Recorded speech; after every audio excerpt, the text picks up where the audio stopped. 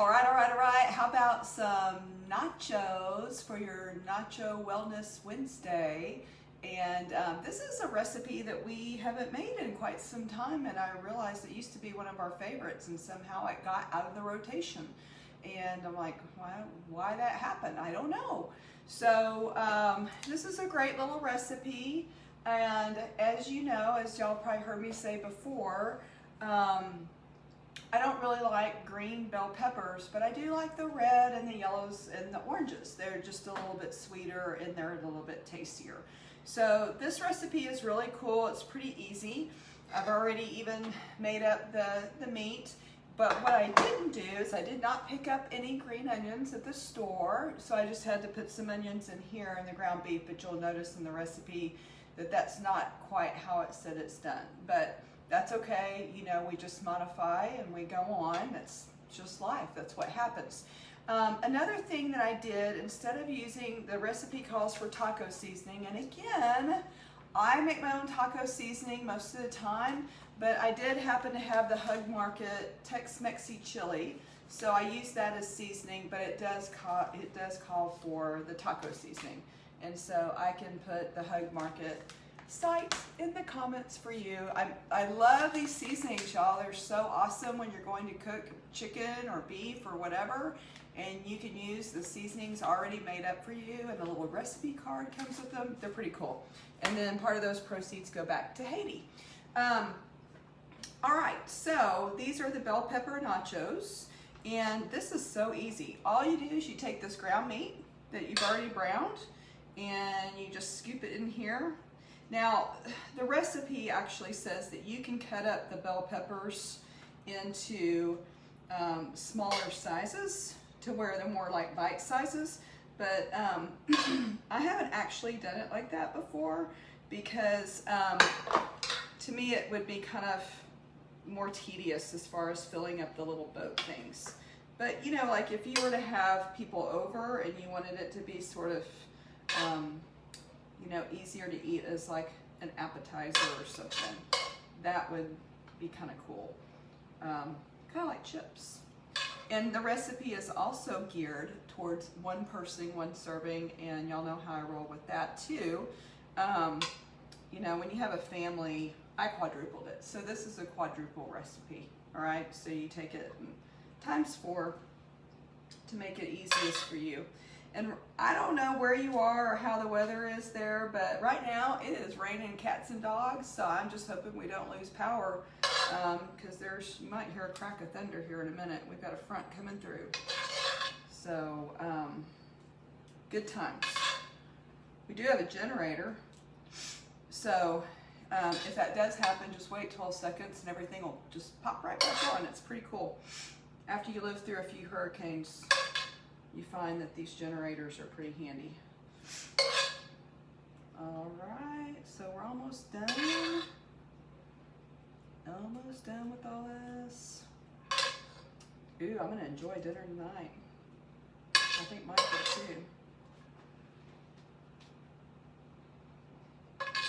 And also, while I was in Galveston last week, I'm really big on supporting the small businesses there on the Strand, because I feel so bad for them with this pandemic. And so I got these cute little star earrings. It was at that little Christmas store on the Strand. I really like it. I like that place. So I also bought some stuff that probably I didn't need to buy, you know. I was kind of feeling the love for them. They just shut Galveston down again and made it go back on because they had all these outbreaks, and the mayor there said it really wasn't fair because they're taking care of all these surrounding communities at their hospitals and stuff, and at UTMB, and he's right. So it's not everybody in Galveston that's sick, it's all these surrounding areas too, and Galveston is getting dinged for it, and I think Brazoria too has taken a hit. Brazoria County. Okay. Are we just ready for 2020 to be over? Are we just ready for all the COVID stuff to be done? I think we are. Okay, so the recipe for one serving calls for 2 ounces of cheese. So this is 8 ounces of cheese, and looking at it now, I'm like, this looks like a lot of cheese, so I don't know how that's gonna work out. So I'm not sure I'm gonna use all this cheese. I don't know if it's necessary to do that or not. We'll see. I mean, cheese is good and all, but I don't know. It really needs to be a seasoning, not so much to where it takes over the whole thing, the whole recipe. Yeah, this is too much cheese. I guess it's allowed on our plan, but just because it's allowable doesn't mean it's beneficial to you. So I don't think I would use all of it. It's probably already got too much.